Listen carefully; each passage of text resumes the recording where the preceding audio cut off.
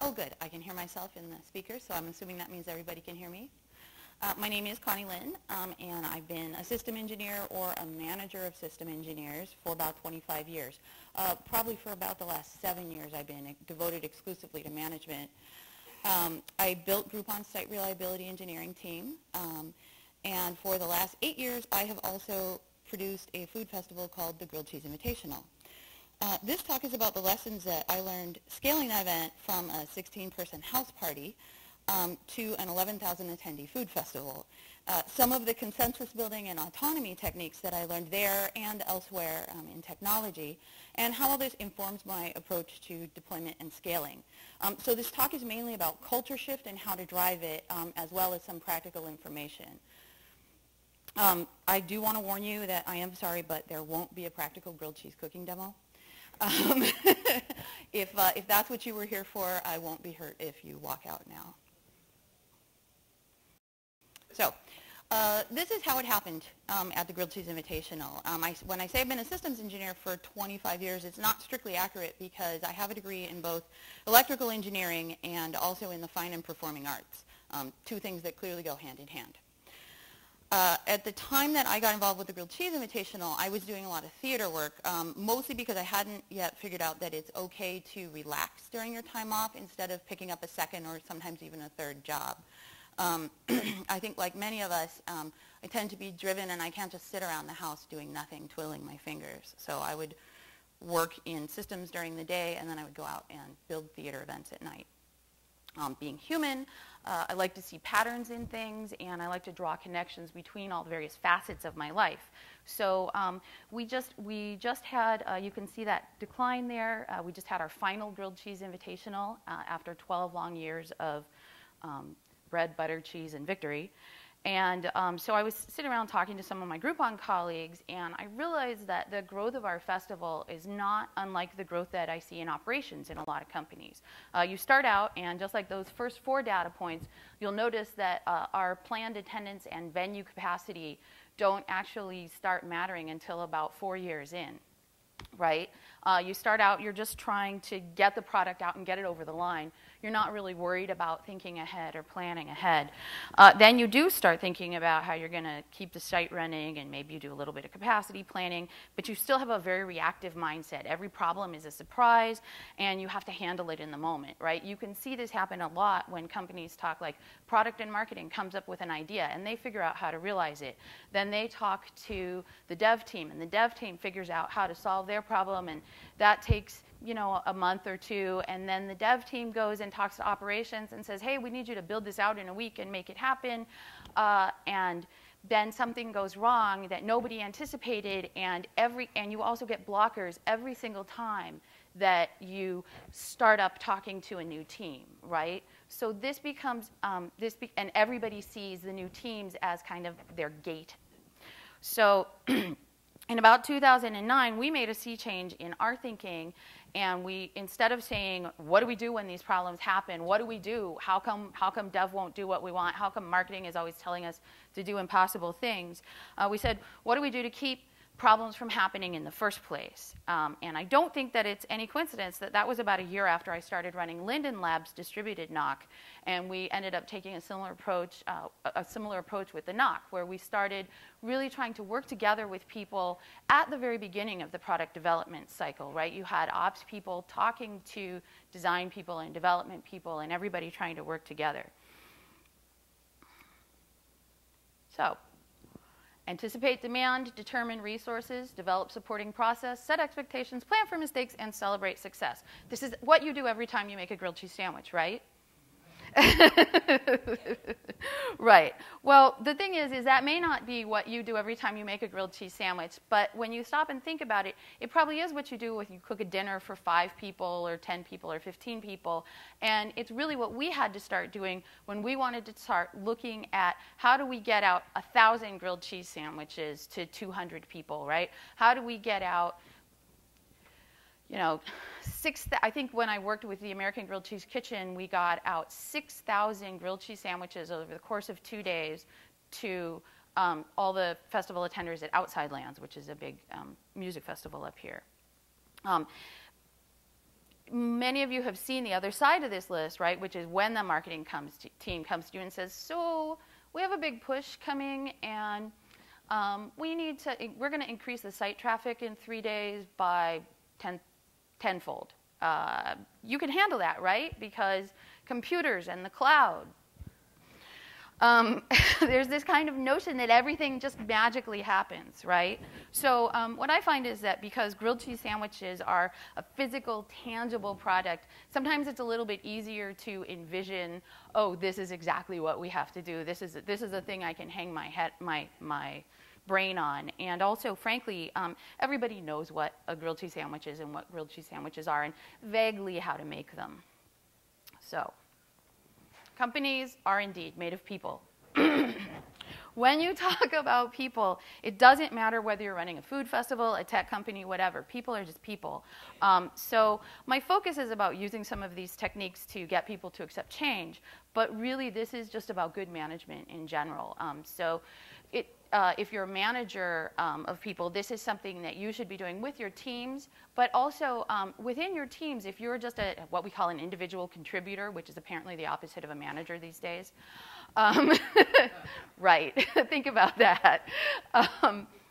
If you're an individual contributor, you can talk to people, and you can also use consensus building techniques, and you can say, I want more autonomy, and here's how I would like to be more autonomous, and I would like to be more autonomous, and let me demonstrate trust to you, and all of those wonderful things. So I'm going to talk about the two flip sides of working with other human beings, namely building consensus, because people are a lot more likely to do what you want them to do if you do build consensus right at the beginning. This kind of gets back to this notion of everybody agrees that change needs to happen, but nobody agrees exactly what that change is. And then also enabling autonomy, because once you've built consensus and once you have those real trust levels, then you can have autonomy. And I think all of these are really key when you start taking a proactive, preventive approach to site stability and anticipating what's going on, rather than saying, oh shit, oh goodness, there's a problem, right? That's what I say on IRC. Oh, dearie me, there's a problem, and everybody, and everybody starts freaking out. If you've ever dealt with food bloggers or read food bloggers, most of them show up at food festivals already hungry because they skipped breakfast. They're grouchy. They're standing in line, and when you have a line of 5,000 people waiting to get into your event, it doesn't matter how quickly you actually solved that problem. The problem is that problem happened in the first place. So it's really important to anticipate these problems. Building consensus. There's two kind of approaches to building consensus that I like to use. They are, again, I really do this push-pull, yin-yang, there's two sides of things approach in my life. I find that it helps me notice when I have giant blind spots and biases, just trying to think things through from the other perspective. But this one, start in small groups, identify areas of conflict, work out the details, and the most important, write it down. It doesn't matter how many details or what you figure out. If you don't write it down, you have a problem because you won't remember it. I think a good example of this was the very first Grilled Cheese Invitational planning meeting that I went to was probably the worst meeting that I've ever been to in my life. It was the longest. It was the most tedious because we had a laundry list of things we had to figure out. We were dealing with health permits for the first time, generators for the first time. We had actually paid a permit fee to the city instead of just holding it in an underground warehouse. So suddenly we were legit and people were hearing about us. We had to be real. So we had to get through figure out how to do this. We had various friends we had called in to help us out. Now we call those people committee heads. We sat down and to break the ice, Tim, our founder, came out and he said, hey, I'm thinking about adding a new category. We had 3 categories, which were basically plain grilled cheese sandwich, fancy grilled cheese sandwiches, and dessert grilled cheese sandwiches. And the fancy grilled cheese sandwiches had started getting fancier and fancier so that it was impossible to win in the fancy category, basically, if you did not have like an amazing, elaborate sandwich, right? So that meant that just a good, solid sandwich that wasn't white bread, yellow cheese, and butter didn't really have a good chance of winning because it wasn't competing against the plain sandwiches. So we're talking about adding in a new category. And we spent he thought it was just going to be a quick icebreaker and that people were going to just talk about it and be done with. We spent 3 hours in that meeting discussing the difference between plain, a little bit less plain, fancy, and super fancy sandwiches. And we accomplished nothing on our list. And we really, and then we were also exhausted and tired and frankly a little bit drunk at the end of the meeting. And we all forgot to write down what we had finally decided that middle category would be. And the next week at the next planning meeting, we almost had that argument again. The only reason that it stopped was somebody stood up and said, no, we're not talking about this anymore. We're going to talk about other things.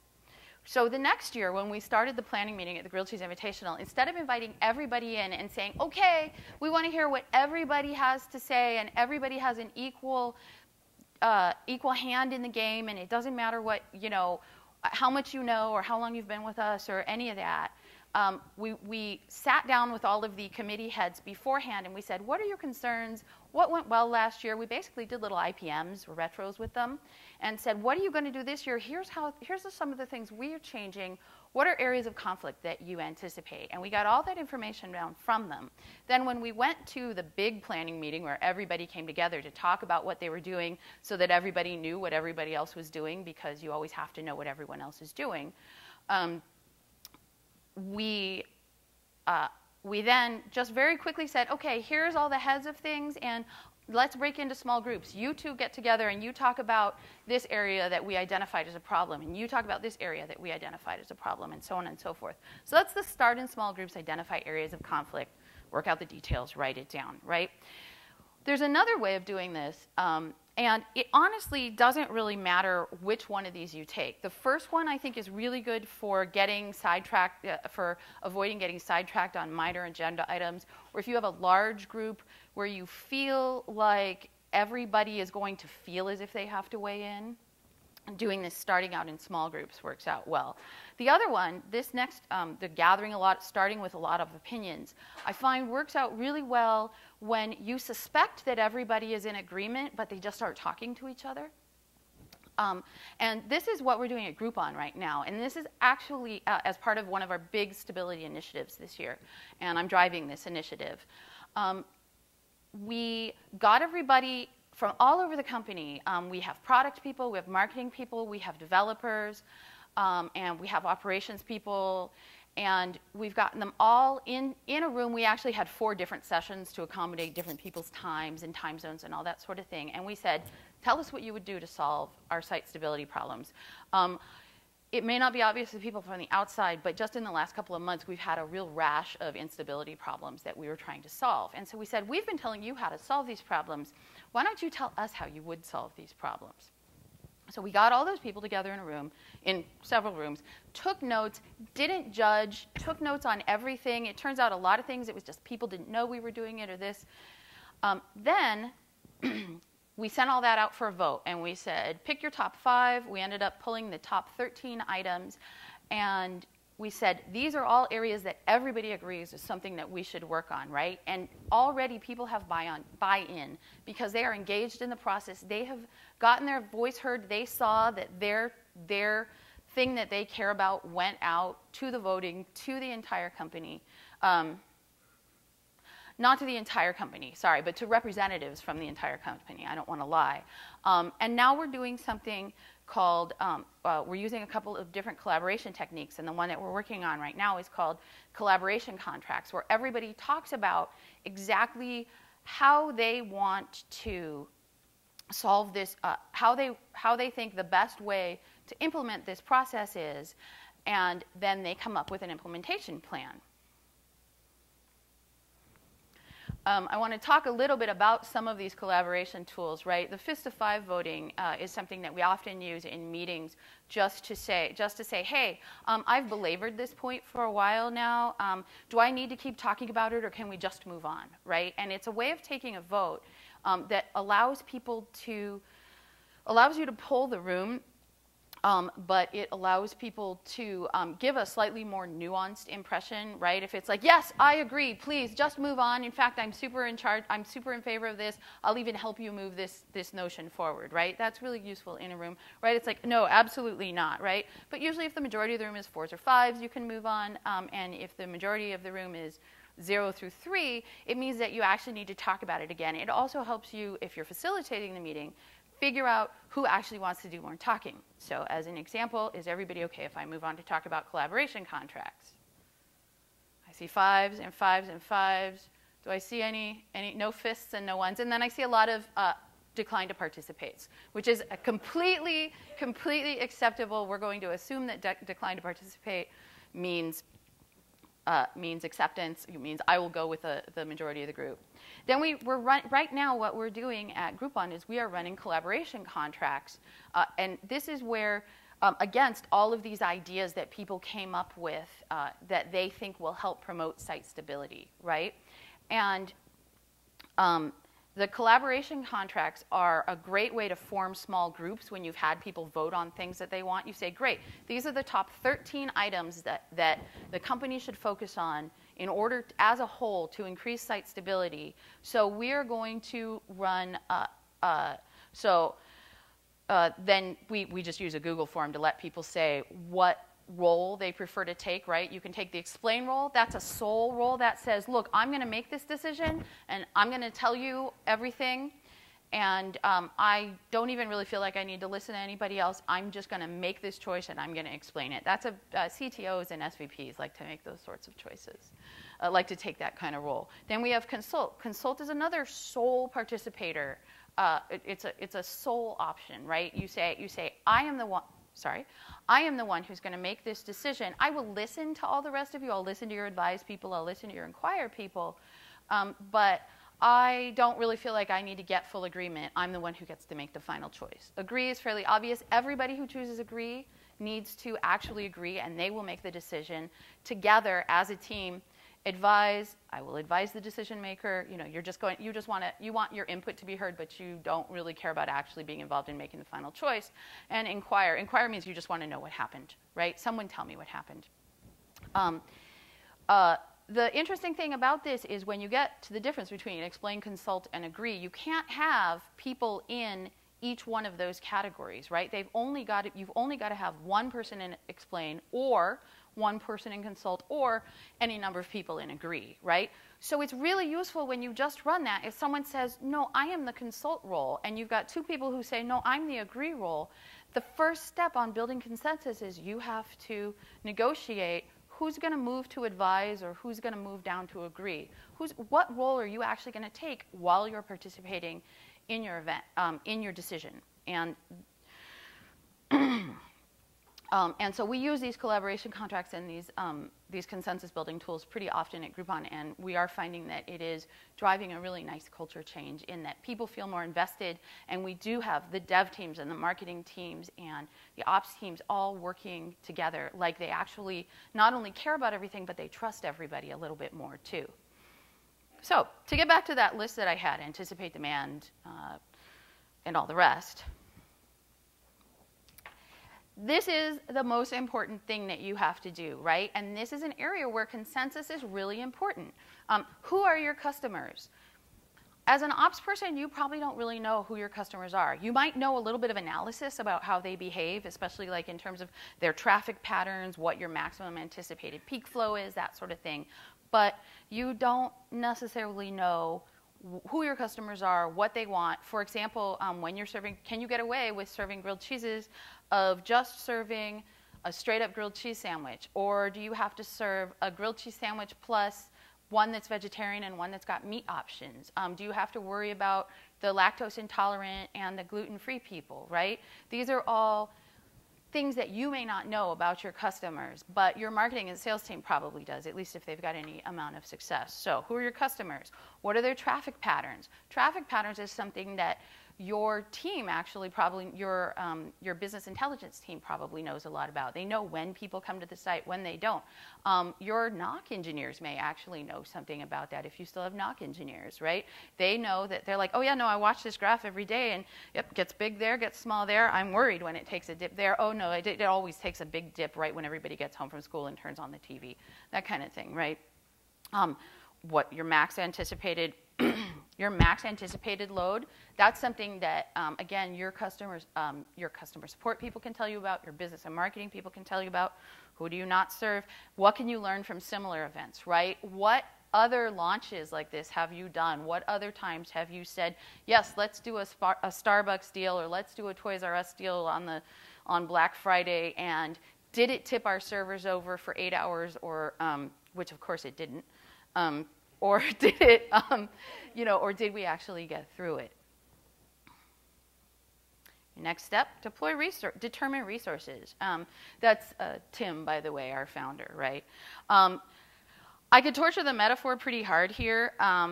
For sandwiches, infrastructure means stove, pan, spatula, bread, butter, bacon, whatever you're putting on your sandwiches. And I actually have a really horrible metaphor that involves the 7-layer OSI model about grilled cheese infrastructure. I am not going to share that with you because it's long and involved and a little tedious. But these are things that you need to know about, right? And now we're moving sort of more into the ops and dev situation, right? What can your infrastructure handle? Can you repurpose other resources, right? Have you built up a bunch of have you got a bunch of like UAT and staging machines that you can actually just very quickly like wipe, re-roll, reconfigure, and bam, you're out the door. Added it to the load balancer. Happy days. How do people access the resources? What kind of specialized knowledge do you need? How do you transfer knowledge, and how do you assess knowledge? Right? This is all information maybe that you as an ops team know, but you need to talk to your product and marketing team about this, because if you don't, they are going to simply assume that you can do the magic because you have always done the magic, right? And they need to know what the trade-offs are and what the risks are about what they're getting into. And so if you're all talking again at the beginning, this is a really important piece of conversation to have right at the outset, so that they're not surprised 6 weeks down the line when the developers have built something and then they go to the ops team and they say, or the release engineering team, and they say, push the button, and the release engineering team goes, what? Right? So one of the real big areas of specialized knowledge that I notice many tech organizations have and don't communicate out well within themselves are databases, database knowledge, and network knowledge, right? Even really large operations teams may only have 1 or 2 database specialists. Maybe they're farming it out to Percona or somebody like that. They don't have anybody that is aligned with their interests, that really cares about their product, who is a database specialist. And similarly, the networking people, right? Network engineering tends to be a very siloed area. And I know that network engineers are often very frustrated because everybody goes to the network team and says, everything's slow. Is there a problem with the network? And they're like, no, there's still not a problem with the network. It's just, the software. So making sure that you understand, how big is your input, how big is your pipe coming in, how, does your database take 4 hours to back up, right? What kind of offline stuff is going to happen? This is all really important. Develop supporting process. This is where you're actually talking to each other back and forth and talking about, like, all right, how do I get something into production? Do I have to there's am I working from a gated model, or am I working from a permissive model where everybody talks and everybody trusts and everybody agrees on things well before you ever get to the point of, is this going to launch into production? The trick to developing process, I find, is that you have to be willing to change your process, and you have to be willing to change it rapidly, right? If you've written down a process, right, and there's this concept that is, there's the way things are and the way things should be, right? The way things are is what you want to document the first time that you're documenting a process and the first time that you're writing things down. You also want to note in that document, this is where we'd like to get to. This is what we'd like to do. This is why we are doing it this way, and actually give people that historic context so that they're not when they're learning a process, they already know. They don't have to ask the questions of, why don't we do it this way? Why don't we try it this way? And that way, that lets them innovate, because that problem has been solved. They can start thinking about new ways to do it, right? Which is super, super exciting, I find. Again, these are all sort of very standard ops things to consider, but you have to, what happens when a problem is detected, and what do I do in an emergency? These are things that actually the sales and marketing people care about too, right? The sales and marketing teams at Groupon in particular really want to know anytime any deal is not showing on the site, right? And anytime that deal is not showing correctly, they care, and because they're all on commission. And so if their deal isn't making it out to the world, they are actively losing money. And so they will come, and we've actually developed a mechanism, it's called the SOS beacon, for a salesperson to freak out about their deal automatically. They hit the button, they freaked out about their deal, we get it, we look, and we get a lot of telemetry in on that SOS button that they don't have to tell us about, right? They just give us the URL of what their deal is, and then we ask them some questions. And that really helps us. It makes them feel empowered, and it makes our teams feel empowered, because our teams don't have to actually talk in person to the salespeople, because people are scary. Salespeople, doubly or triply so. Set expectations, right? This is what that panic button does, right? It tells them, hey, we care about you. We care that you are losing money when the site is down. Sometimes they hit it and they did panic inappropriately. Most of the times they hit it because they did panic inappropriately. But they get the same response each time. We take their concerns seriously. What trade-offs happen? What safety measures are in place? One of the things that happens really often, like during a UI change, right? We get the salespeople and they panic, they freak out, they go, oh my God, my deals aren't showing, right? And the answer is, yeah, your deals are showing in a different way now. But we don't know that. Sometimes if the design team hasn't appropriately communicated that information to the SRE team, either through what we call owner's manuals. A lot of people call those run books, but I find that language is really, really powerful. And so we started calling, instead of calling them run books, which implies we set up a process, you follow the process, okay, do it, step by step, everybody marching, in order. When you call it an owner's manual, that means that everybody, the dev team, the ops team, every person involved owns that. They look at it, it's written by the owners, it's for the owners. It's your piece of documentation, right? It's not just something that you pitch over the wall and let the knock handle. Consensus. It drives stability. You know what you need. You already know what's happened and what's supposed to happen. You've shared your best practices. You've figured out what to do in emergencies. You talk about the same things, and you talk about them using the same terms, right?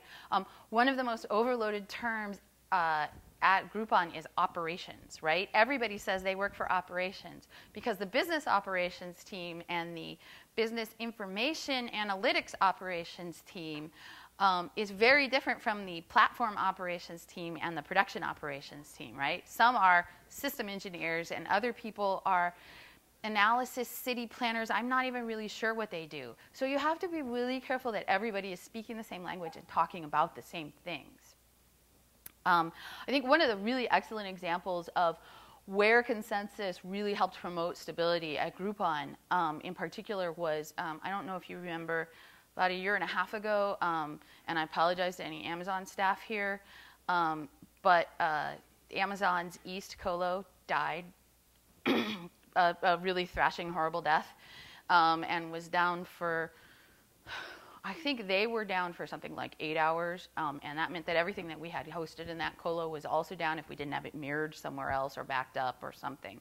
Well, it turned out for us that apparently one of the things that we had running out of the East Colo was our Jira system.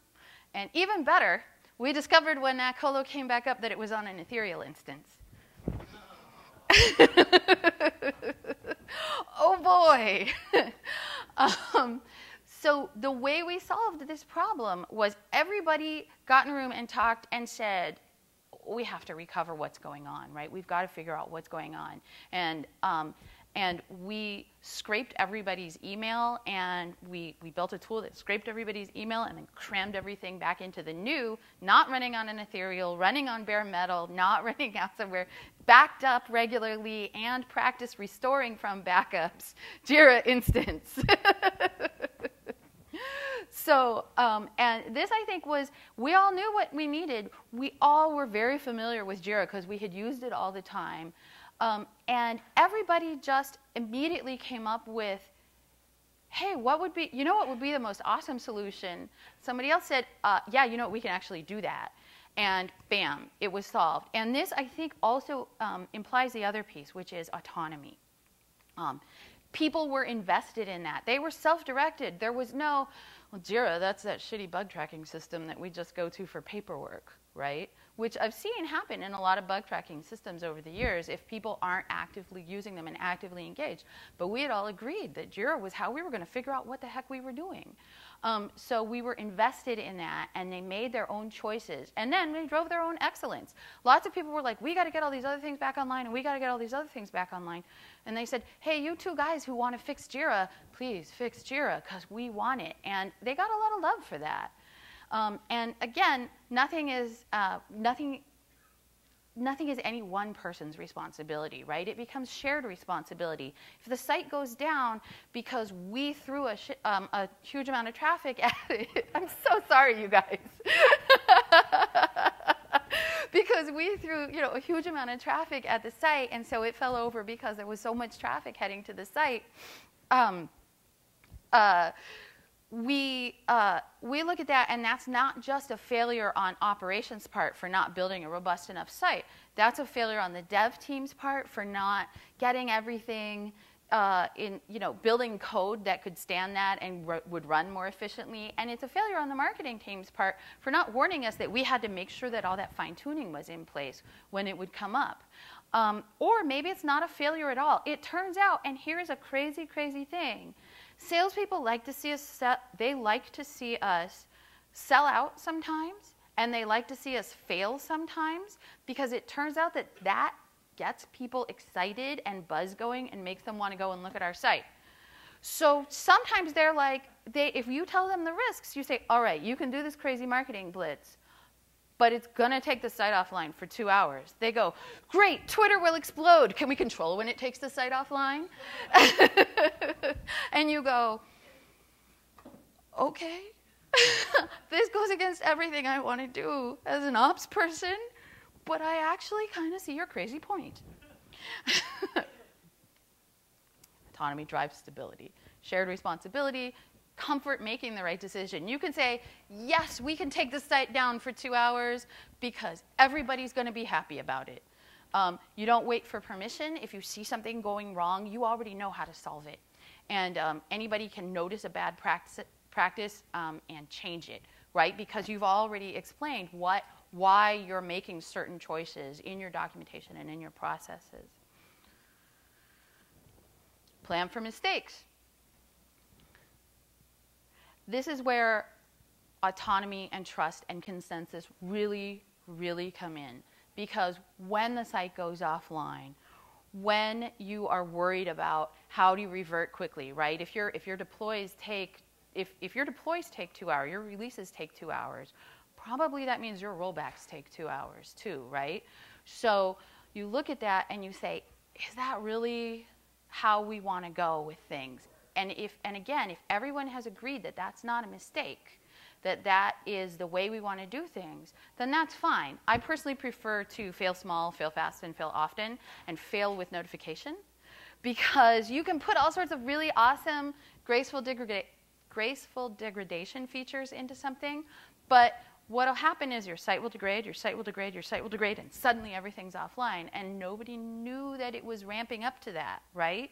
If you have graceful degradation, but when we have something at Groupon called the relevance engine, which drives getting deals in front of customers' faces that make them actually happy, right? That are very fine-tuned to what they actually want, and what, it tracks, and Big Brother and all of this stuff. That's what the relevance engine does, right? Is it totally analyzes everything you do online.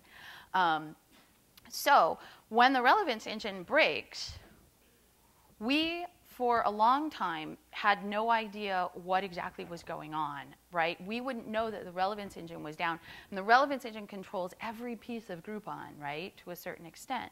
We wouldn't know everything was going on until something seriously down the line failed, because we didn't have good telemetry about all of those intermittent graceful degradations. We also, for a while, didn't have graceful failure for the relevance engine, but that was a trade-off and an error. So you can't just fail fast. You also have to fail knowledgeably and intelligently and verbally. How do you learn from errors? At Groupon, we have what we call, people call these postmortems a lot when something fails, right? How many people have postmortems or some sort of postmorteming process? Okay. We call them incident reports, because it lets us not just look at the mistakes and the errors, it lets us look at what we did right, right? We are not just looking at the death of our system. We are also looking at all the things that we did right in our system when we put it together. And this helps us foster a culture that is very responsibility-oriented without being blame-oriented. And this is another way to build consensus, to gain autonomy, to actually be happy at work, because you know that you're doing what everybody else wants. And you also know that if you screwed up, nobody's going to turn to you and say, bam, you're fired. You messed up, you're fired. One of the best things I loved about learning from errors was when I worked at Linden Lab. And the ex-Lindens in the audience probably know about what I'm about to talk about. When you screwed up, if you were in a physical office, because unsurprisingly, as the makers of Second Life, we had many virtual workers, including me.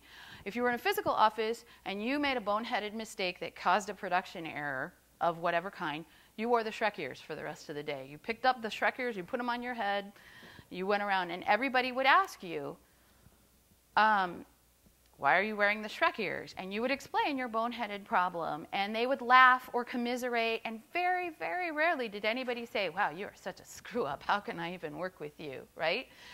They would often say, oh yeah, I've done something like that too, or oh, I did a thing like that too, or God, I remember the outage of '09, and this kind of thing would happen, and it fostered this, like, we are all human, we are all making mistakes, but we all support each other, and we all really want to put out a good product and keep the site up. If you were a virtual worker, you change your IRC nick to be _Shrek. So that everybody would know, and they'd say what you do, and again, you would share it, and after you tell that story multiple times during the day, it hurts a little bit less, because other people have said, oh yeah, I made errors like that too. At Groupon, yeah, we do the incident reports. So, and what do you do when something goes wrong, right? Nobody, I think we've heard this time and time again, that nobody is going to have 100% operational efficiency, right? It's simply not going to happen. So assume that something bad is going to happen and plan ahead for what you're going to do when that happens. Assume that you've overlooked something, because you probably have. The most important thing to do is to celebrate success. This is something that I think that we miss as operations people and as developers really often, because we go, that worked, let's go on to the next thing. You're very excited. You're like, yay, I did it, but I'm moving on. Why not stop for a moment and crow and say, I did things right? When we do the weekly incident reviews, the first thing that I ask people after what happened, right, when I'm leading those reviews, I say, what happened? And they talk and they say all the things that they did wrong. I'll often say, so it sounds like you did X, Y, and Z right. And what systems were in place that caused these bad things to happen, right? What could we as a company have done better to support you? And everybody kind of goes, oh, okay. I've said, hi, my name's Connie Lynn, and I'm an alcoholic, and now everybody just wants to tell me how to get over my crippling disease. That's a terrible analogy.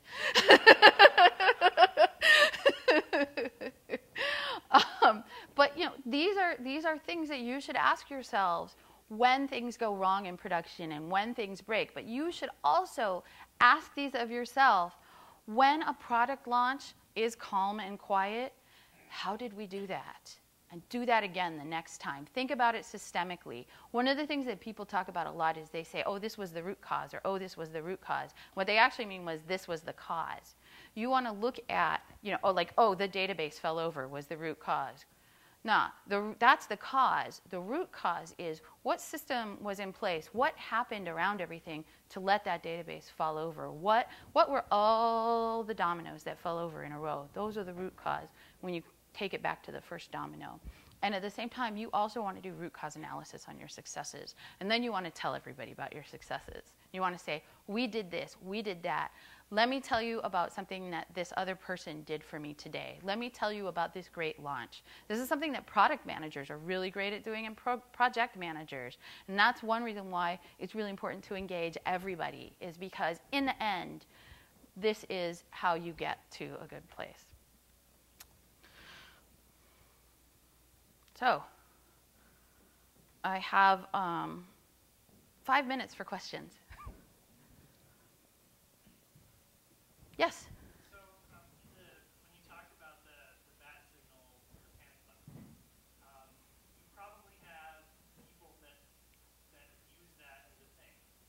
And you said that you always respond the same way. Mm-hmm. Is there a...